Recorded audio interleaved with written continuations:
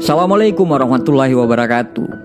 Mungkin, sepertinya akhir-akhir ini Anda mengalami sebagian besar waktu Anda di tempat tidur, berbaring, tidak melakukan apa-apa, dan tidak melakukan banyak hal. Anda termaksud orang yang mudah lelah dan tidak ingin melakukan apa-apa.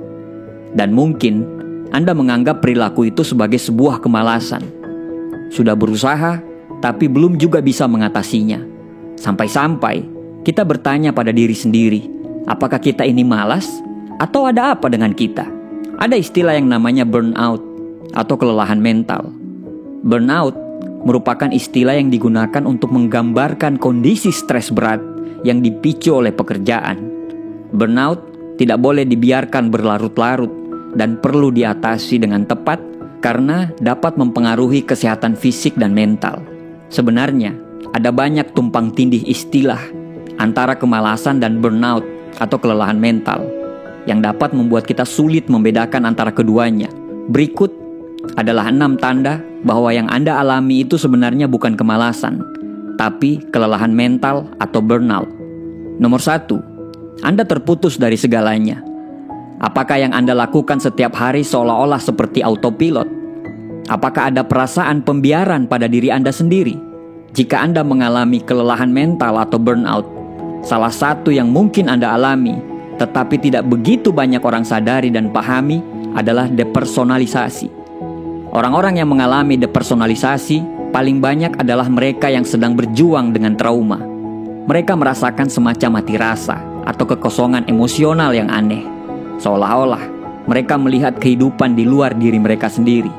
Mereka tidak merasa seperti diri mereka lagi. Mereka tidak merasa terikat oleh apapun. Dan mereka terus-menerus berjuang dengan rasa ketidakberdayaan dan ketidakmampuan yang luar biasa untuk mengambil kembali kendali atas hidup mereka. Nomor 2, Anda dulunya termotivasi. Malas adalah kata sifat, dan bila jadi sifat, maka cenderung tetap stabil dari waktu ke waktu. Orang yang malas tidak pernah merasa ingin mengerahkan upaya atau menerapkan diri pada berbagai hal. Tetapi, jika Anda dulunya memiliki motivasi dan prestasi yang tinggi, sering unggul di bidang-bidang tertentu, dan akhirnya sekarang menjadi lelah, apatis, tidak termotivasi, maka kemungkinan besar Anda lagi menderita kelelahan mental atau burnout. Bukan kemalasan seperti yang dipikirkan banyak orang. Nomor 3, dulunya Anda bersemangat. Perbedaan yang jelas antara seseorang yang kelelahan secara mental atau burnout dan seseorang yang malas adalah orang yang mengalami burnout itu memiliki hal yang mereka sukai, tapi sekarang mereka tidak menyukainya. Sedangkan orang-orang pemalas tidak memiliki hal-hal yang mereka sukai, baik itu bakat, olahraga, kegiatan akademis, atau hal-hal profesional secara umum. Burnout atau kelelahan secara mental itu dapat membuat Anda sulit melakukan hal-hal yang pernah Anda sukai. Anda bahkan mungkin membenci atau sudah membenci karena Anda merasa sudah bekerja terlalu keras dan merasa malah mendorong diri Anda ke tepi jurang atas apa yang Anda lakukan. Dulunya Anda begitu semangat, tapi sekarang sudah tidak. Nomor 4, Anda menjadi murung dan mudah tersinggung. Apakah Anda tiba-tiba merasa diri Anda akhir-akhir ini mudah tersinggung? Apakah Anda sering merasa emosi Anda di luar kendali dan Anda tidak tahu itu kenapa? Mood yang naik turun dan gampang tersinggung adalah hal yang umum, tetapi bisa jadi itu merupakan tanda-tanda burnout yang sering diabaikan. Jadi, jika Anda mulai kesulitan mengendalikan emosi, terutama ketika hal ini dulunya tidak pernah jadi masalah bagi Anda, mungkin Anda lagi mengalami burnout. Karena kalau orang malas, di sisi lain sangat kontras dengan ini. Mereka tidak pernah tersinggung. Mereka santai, rileks, tenang, dan tidak terpengaruh oleh berbagai hal. Nomor 5, Anda mulai tidak merawat diri Anda. Salah satu tanda yang paling menyedihkan ketika seseorang mulai merasakan kelelahan mental atau burnout adalah ketika orang itu mulai mengabaikan untuk merawat diri mereka dan menarik diri mereka secara sosial dari orang lain. Ada perubahan yang mengkhawatirkan dalam pola makan atau pola tidur. Anda berhenti berusaha untuk merawat diri Anda. Anda cenderung menghabiskan sebagian besar waktu Anda sendiri tanpa melakukan apa-apa. Karena Anda merasa mudah lelah, bahkan dengan tugas yang paling sederhana sekalipun. Perbedaan antara burnout atau kelelahan mental dan kemalasan sangat mencolok dalam kenyataan bahwa Anda sebenarnya tidak selalu seperti ini. Nomor 6, perubahan ini terjadi secara bertahap. Pada akhirnya, mungkin yang paling penting, sesuatu yang harus Anda ketahui tentang burnout atau kelelahan mental, bahwa burnout atau kelelahan mental itu berkembang secara bertahap. Jadi, semua poin yang disebutkan di atas, yaitu kehilangan minat dan motivasi, terutama dalam hal yang dulunya Anda sukai, merasa terlepas dari diri sendiri dan terputus dari segala sesuatu yang ada di luar, menarik diri secara sosial dan mengabaikan perawatan diri Anda, tidak akan terjadi begitu saja dalam waktu semalam. Studi menunjukkan bahwa sebenarnya ada 5 tahapan utama kelelahan dan makin lama makin parah. Mulai dari fase yang biasa. Yang kedua timbul stres. Stres itu menjadi kronis, kelelahan, dan kelelahan itu menjadi sebuah kebiasaan. Banyak orang yang mengalami gejala pada tahap kedua. Ketika dia stres masih dalam jumlah yang sedang. Tapi optimisme, minat, motivasi, dan kinerja mungkin sudah mulai menurun. Dan pada saat Anda mencapai tahap yang terakhir, kelelahan telah menjadi begitu tertanam dalam hidup Anda, sehingga mental yang gigih dan kelelahan secara fisik menjadi begitu intens dan susah diobati. Anda akan sangat rentan depresi dan selalu cemas. Ketika Anda sadar dan menemukan tanda-tanda kelelahan mental atau burnout dari awal, dapat membuat Anda lebih mudah untuk mencari bantuan dan secepatnya bisa pulih. Bagaimana cara mengatasi burnout atau kelelahan mental? Burnout yang tidak diatasi dengan baik dapat berdampak buruk terhadap kesehatan fisik dan mental. Oleh karena itu, jika gejala atau ciri-ciri burnout muncul, Anda disarankan untuk mengatasinya dengan langkah-langkah berikut. Yang pertama, buat prioritas. Buatlah prioritas pekerjaan yang penting ke yang kurang penting. Dengan begitu, Anda tahu mana yang harus dikerjakan terlebih dahulu sehingga energi yang terkuras tidak terlalu banyak. Yang kedua, bicarakan hal ini dengan atasan. Komunikasikan dengan atasan mengenai kerisauan yang Anda rasakan. Saat Anda diberikan pekerjaan yang terlalu banyak, ungkapkan bahwa pekerjaan tersebut membuat Anda terbebani dan membutuhkan bantuan orang lain untuk menyelesaikannya. Tetapi, ketika justru atasan Anda yang memicu Anda menjadi burnout di tempat kerja, coba ajak bagian Departemen Sumber Daya Manusia atau HRD. Diskusikan mengenai hal ini. Mereka mungkin akan mencarikan solusi yang tepat. Misalnya, memindahkan Anda ke tim yang lain atau ke tempat kerja yang lain. Nomor 3, kurangi ekspektasi dan berikan apresiasi pada diri sendiri. Atur pola pikir dan bersikaplah realistis, sehingga Anda dapat menurunkan ekspektasi terhadap pekerjaan yang tengah Anda kerjakan. Dengan begitu, kecemasan dan stres di tempat kerja dapat berkurang. Selain itu, jangan lupa untuk memberikan apresiasi terhadap diri sendiri terhadap prestasi yang sudah Anda capai. Nomor 4, ceritakan ini kepada orang yang dapat dipercaya. Coba ceritakan apa yang Anda rasakan kepada orang-orang terdekat Anda. Meski tidak selalu mendapatkan solusi, cara ini dapat membantu melepaskan emosi negatif dan mengurangi stres di tempat kerja. Nomor 5, jaga keseimbangan hidup. Anda bisa menjaga keseimbangan hidup yang baik. Anda juga perlu bersantai dan melupakan pekerjaan sejenak dengan pergi bersama teman-teman atau melakukan hal-hal yang Anda sukai seusai jam kerja berakhir. Hal itu akan dapat membuat pikiran Anda menjadi jernih dan Anda siap bekerja kembali keesokan harinya. Jika memungkinkan, ambillah cuti dan pergilah berlibur. Karena ini juga dapat membuat pikiran Anda kembali jernih, semangat, dan bisa termotivasi kembali. Nomor 6, ubah gaya hidup. Terapkan gaya hidup yang sehat dengan cara mengkonsumsi makanan sehat, rutin berolahraga, dan tidur yang cukup. Hal-hal ini dapat mendukung tubuh Anda menjadi sehat dan pikiran Anda lebih mudah fokus, sehingga menurunkan resiko terjadinya burnout atau kelelahan mental. Burnout atau kelelahan mental dalam pekerjaan tidak hanya berpengaruh pada hasil kerja Anda, tapi juga dapat merenggangkan hubungan dengan orang-orang sekitar dan menurunkan kesehatan Anda.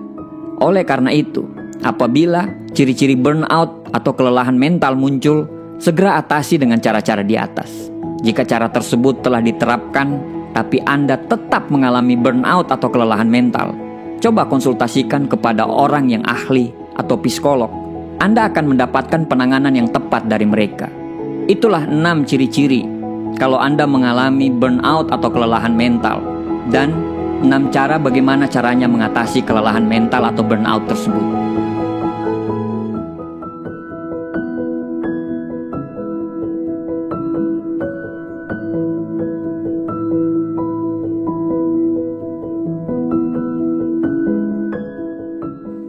Malas adalah kondisi ketika seseorang menghindari pekerjaan yang seharusnya dapat dikerjakan dengan potensi dan energi yang dia miliki.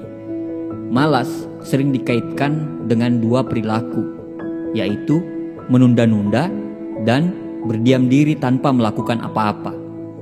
Berbeda dengan orang yang mengalami depresi, dia akan lebih sering istirahat selama berjam-jam, atau lebih tepatnya membutuhkan waktu untuk menyegarkan pikiran mereka. Mereka merasa sangat sulit untuk bangun dari tempat tidur dan sering beristirahat di sela-sela pekerjaan mereka. Karena orang yang bermasalah akan merasa lebih mudah lelah, selalu mengingat kecemasan dan stres yang mereka alami di setiap detik kehidupan mereka. Jadi, orang yang lebih banyak di kamar untuk istirahat belum tentu malas, tetapi bisa jadi dia depresi. Nah, pernahkah Anda mengalami hari-hari di mana semua yang Anda lakukan hanyalah berbaring di tempat tidur dan tidak melakukan apa-apa? Anda hanya ingin bermalas-malasan dan Anda tidak pernah khawatir tentang tanggung jawab Anda. Kita semua pasti memiliki hari libur, hari di mana sebagian orang mengisi waktunya dengan bermalas-malasan. Kita semua pasti pernah merasa malas, tidak termotivasi, dan tidak bersemangat dari waktu ke waktu. Dan kita merasakan hal itu adalah hal yang normal. Masalahnya, kita hidup di mana masyarakat yang hiperkompetitif, di mana semua orang kelihatannya sangat fokus mengejar kesuksesan dan kekayaan, sehingga membuat diri kita merasa begitu bersalah jika waktu yang kita habiskan tidak untuk bekerja menuju sesuatu yang produktif.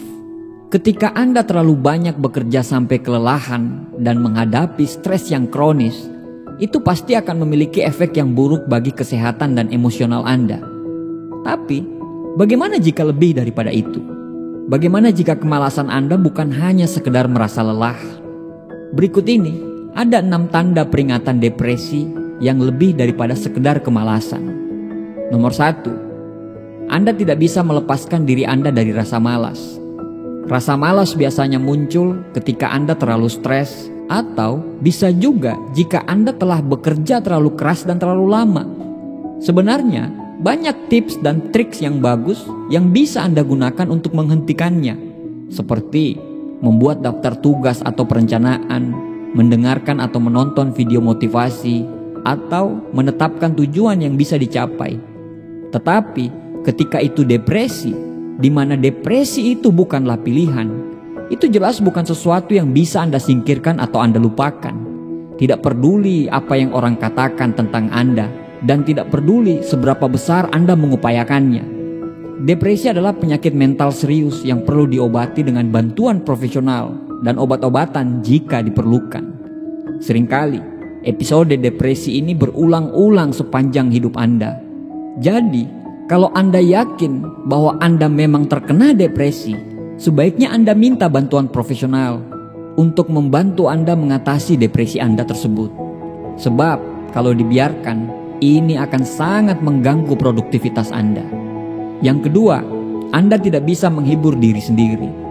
Apakah Anda sering bergumul dengan perasaan kesepian, kesedihan, dan keputusasaan, di mana Anda sendiri tidak tahu kenapa dan Anda sendiri tidak bisa menjelaskannya? Apakah Anda merasa lelah sepanjang waktu dan jarang memiliki energi semangat? Anda mungkin merasa sedih dan putus asa karena alasan yang Anda sendiri tidak mengerti. Dan Anda tidak tahu harus melakukan apa, dan juga untuk menghibur diri Anda dan membuat Anda menjadi jauh lebih baik. Anda sudah makan makanan favorit Anda, melakukan kegiatan dengan merawat diri Anda, atau bahkan sudah bersenang-senang dengan teman-teman terdekat Anda. Tapi itu semua ternyata belum bisa membantu untuk mencerahkan semangat Anda lagi. Saat Anda berjuang melawan depresi, bahkan melakukan hal-hal yang dulu Anda sukai atau menghabiskan waktu bersama orang-orang yang Anda cintai, belum bisa membantu diri Anda untuk membuat Anda menjadi jauh lebih baik. Nomor 3, Anda telah kehilangan minat dalam segala hal. Menurut American Psychological Association, minat atau kesenangan yang sangat berkurang dalam aktivitas adalah salah satu ciri dari depresi. Jadi, jika Anda menemukan bahwa kemalasan Anda telah membuat Anda kehilangan motivasi dan minat terhadap segala hal, termasuk sekolah, pekerjaan, maka itu pertanda bahwa ada sesuatu yang salah dalam kesehatan mental Anda. Dengan depresi, Anda cenderung kehilangan minat pada hobi Anda dan membuat Anda akan menarik diri secara emosional dari orang-orang yang ada di sekitar Anda. Anda menjadi lebih suka tinggal di rumah dan berbaring di tempat tidur, dan Anda sudah tidak mendapatkan diri Anda untuk peduli terhadap banyak hal lagi. Nomor 4, Anda tidak berfungsi lagi seperti dulu. Apakah Anda merasa bahwa kemalasan Anda sudah tidak terkendali? Apakah Anda menjadi merasa terlalu banyak untuk mengelola banyak hal? Apakah itu membuat menghalangi pekerjaan Anda, sekolah Anda, atau pribadi Anda? Jika Anda menjawab ya untuk semua pertanyaan ini, Anda mungkin sedang menghadapi depresi. Dalam mendiagnosis depresi, psikolog cenderung melihat dari 4D ketidaknormalan, yaitu deviance, distress, danger, and dysfunction. Penyimpangan, kesedihan, bahaya, dan disfungsi. Jadi, jika kemalasan Anda membuat Anda tidak berfungsi dan secara signifikan mengganggu tugas sehari-hari Anda dan terasa seperti ganjalan terus-menerus yang ada dalam hidup Anda, mungkin sudah waktunya Anda untuk menemui profesional perawatan kesehatan mental yang terkait terhadap depresi ini. Nomor 5, kemalasan Anda tidak dipicu oleh apapun.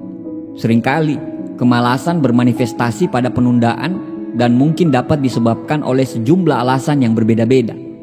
Beberapa orang percaya bahwa rasa malas mencerminkan kurangnya harga diri, sementara beberapa orang yang lain berpendapat karena itu kurangnya pengakuan positif dari orang lain. Bisa juga rasa malas itu karena kurangnya disiplin, pengendalian diri, dan minat. Tapi, bagaimana jika itu depresi? Apa yang menyebabkan depresi? Nah, sebenarnya ini belum ketemu jawabannya. Tapi, satu hal yang kita tahu pasti adalah bahwa itu biasanya tidak dipicu oleh satu hal tertentu saja. Tidak selalu ada alasan yang jelas mengapa depresi itu bisa berkembang. Jadi, jika Anda tiba-tiba merasa sedih, putus asa, tidak bersemangat, depresi mungkin menjadi alasan yang tepat. Nomor 6, kemalasanmu bukan pilihan. Akhirnya, tapi mungkin yang paling penting, perbedaan utama antara depresi dan kemalasan adalah kemalasan itu bisa diubah, sedangkan depresi tidak mudah untuk diubah. Jika Anda merasa lelah atau tidak termotivasi, Anda mungkin masih dapat melakukan sesuatu untuk mengubah diri Anda. Anda masih bisa istirahat, bertukar pikiran, mencari inspirasi, dan mencoba berbagai cara yang produktif yang membantu kita untuk menemukan kembali kesenangan kita. Tapi ketika itu depresi, itu tidaklah mudah. Hal tersebut bukanlah suatu rasa yang bisa Anda keluarkan begitu saja. Ketika Anda mengalami depresi, Anda tidak bisa membuat pilihan untuk menjadi depresi atau tetap depresi atau tidak menjadi depresi. Faktanya, pasien dengan depresi sering mengatakan bahwa mereka mempunyai rasa bersalah, malu, dan ketidakberdayaan yang ekstrim karena depresi mereka. Tidak ada orang yang depresi melakukan hal tersebut hanya gara-gara dia ingin mendapatkan perhatian. Penyakit mental jauh lebih dalam daripada itu. Jadi, apakah Anda merasakan salah satu tanda depresi dalam video ini? Jika Anda atau siapapun yang Anda kenal mengalami perasaan depresi yang serius, jangan ragu untuk menghubungi layanan kesehatan mental profesional dan mendapatkan bantuan dari mereka.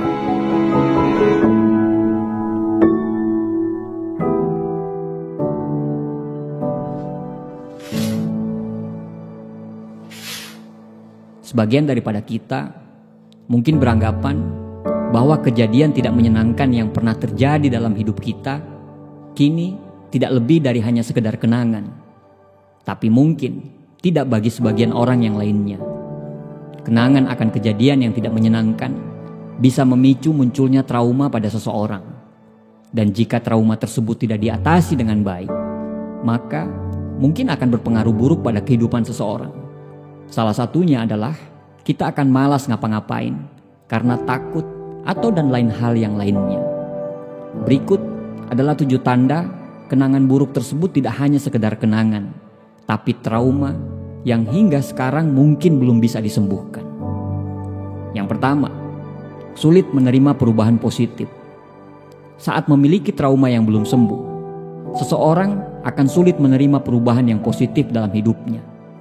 Alih-alih menerima perubahan, seseorang yang masih memiliki trauma akan merasa khawatir dan takut akan perubahan, termaksud perubahan yang positif. Mereka yang masih terbelenggu dengan trauma merasa bahwa dirinya tidak pantas merasakan kebahagiaan.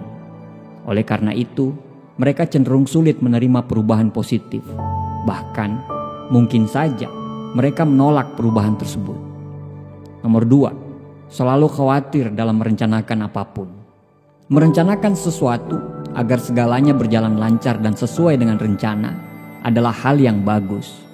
Tapi, bagi orang-orang yang memiliki trauma, cenderung terobsesi untuk memegang kendali penuh akan segala sesuatunya. Bahkan, mereka mengkhawatirkan berbagai hal di luar kendali mereka. Hal ini dapat terjadi karena mereka tidak memiliki kepercayaan dengan diri mereka sendiri. Karena luka yang ditimbulkan dari traumanya mungkin belum sembuh. Yang ketiga, sangat takut akan kegagalan dan kehilangan. Seperti yang sudah dijelaskan sebelumnya, ketakutan dan kekhawatiran berlebihan yang dimiliki oleh orang yang belum sembuh dari trauma dapat berpengaruh buruk pada proses pengembangan diri. Selain menghambat proses pengembangan diri, rasa takut dan khawatir tersebut dapat juga membuat orang menjadi perfeksionis serta selalu merasa tidak aman. Rasa takut kehilangan dan diabaikan juga dapat menjadi tanda bahwa mereka yang pernah ditinggalkan atau kehilangan orang yang dicintainya pada usia muda. Nomor 4, susah berkonsentrasi. Trauma yang belum sembuh memiliki dampak negatif pada kinerja otak. Salah satunya adalah membuat penderitanya mengalami kesulitan dalam berkonsentrasi. Jika kamu merasa ada yang celah dalam ingatanmu atau mengalami kesulitan dalam mempertahankan fokus dan pikiranmu, maka hal itu dapat menjadi tanda bahwa dirimu sebenarnya membutuhkan bantuan untuk mengatasi trauma yang belum sembuh. Nomor 5, sering menyakiti diri sendiri dan orang lain. Pengalaman traumatis seperti pelecehan atau kekerasan kerap kali membuat korban merasa lemah dan tidak berdaya, sehingga mereka kesulitan meminta bantuan kepada orang lain. Dalam kasus ini, mereka yang memiliki trauma cenderung lebih suka memendam semuanya sendiri, dan akhirnya hal tersebut akan menyakiti dirinya sendiri. Ketakutan akan ditolak, dipandang lemah, serta dihakimi adalah beberapa hal yang menghambat mereka dari meminta bantuan dari orang lain. Tetapi, dari emosi dan perasaan yang terus dipendam, tidak jarang orang lain yang akan menjadi korban atas luapan emosi dan perasaan tersebut. Dan saat hal itu terjadi, mereka akan menyalahkan diri sendiri dan menarik diri pada orang-orang terdekatnya. Nomor 6, tidak percaya diri. Trauma yang terjadi pada masa kanak-kanak seperti kekerasan dan penelantaran kerap kali membuat korbannya mempertanyakan nilai dan kualitas dirinya. Saat tumbuh dewasa, mereka terus berusaha meyakinkan bahwa mereka berharga dan berhak dicintai. Tetapi, trauma yang disebabkan oleh orang-orang terdekat akan selamanya menghantui mereka. Menurut penelitian, pasien post-traumatic stress disorder secara umum memiliki harga diri rendah dan perasaan bahwa mereka tidak pernah berharga. Nomor 7, memiliki gejala psikologi. Gangguan psikologis dapat muncul karena mereka yang masih hidup berdampingan dengan traumanya biasanya akan kesulitan merasa bahagia atau menemukan kesenangan. Tidak jarang mereka akan mengalami perubahan pola makan dan tidur. Beberapa gangguan psikologis yang umumnya dialami oleh penderita, diantaranya adalah gangguan kecemasan, serangan panik, bahkan depresi. Bagaimana cara mengatasi trauma tersebut? Reaksi tiap orang terhadap trauma psikologis itu berbeda-beda. Ada yang dapat membaik dengan sendirinya, ada pula yang menetap hingga waktu yang lama. Jika dibiarkan, trauma dapat mengganggu kehidupan. Bila Anda mengalami masalah psikis tersebut, berikut ini adalah tips cara mengatasi trauma yang bisa dilakukan. Yang pertama, fokus terhadap hal yang penting.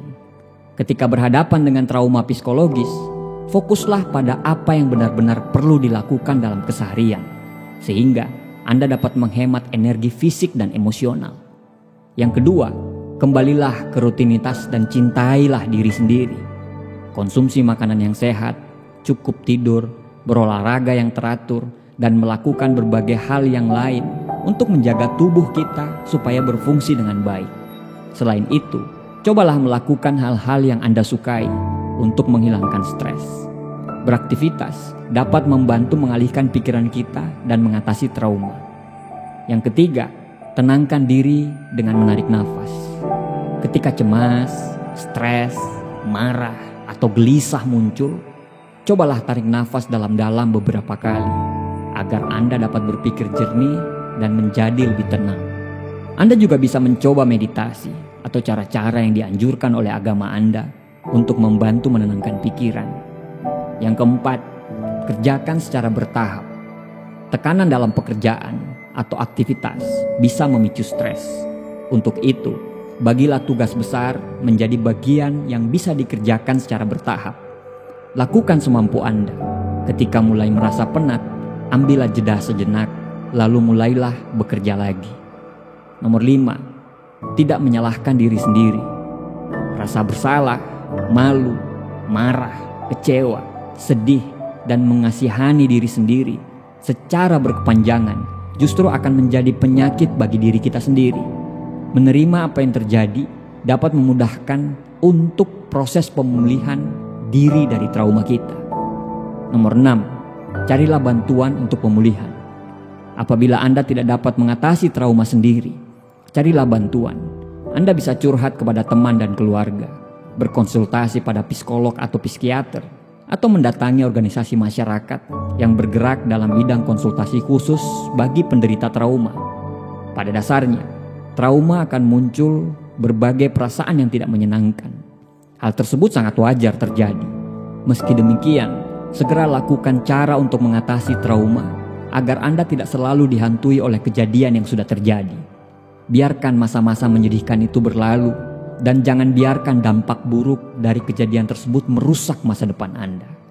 Apabila setelah mengalami kejadian traumatis, Anda sulit menghadapi aktivitas sehari-hari, susah berkonsentrasi, susah tidur, mengalami perubahan mood yang drastis seperti depresi atau merasa cemas yang berlebihan, atau mungkin sampai muncul ide untuk bunuh diri, segeralah konsultasi ke psikolog atau psikiater.